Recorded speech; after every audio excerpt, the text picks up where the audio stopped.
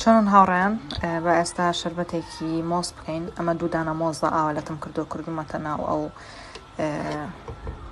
سوراحیانەوە کەی لە خەڵاتە و دواتر شیری خست، شیری فەجر، هەر جۆرە شیرێکی تریشت دەستکە و ئەوە ئەوێ هیچ جیاوازی نییە. ئەگەر حەزت لێبوو شیرین بێ، ئەگەر حەزیش لێبوو تەنها بە سروشتی خۆی دروستی کە هیچ شەکرێکی تیانە بێت چکەمە بتێنەتەیە، ئەم شیری خستە بە شەکر دروستە بێت توانیت تینەکەی و لەگەڵ شیر بۆ شێوازە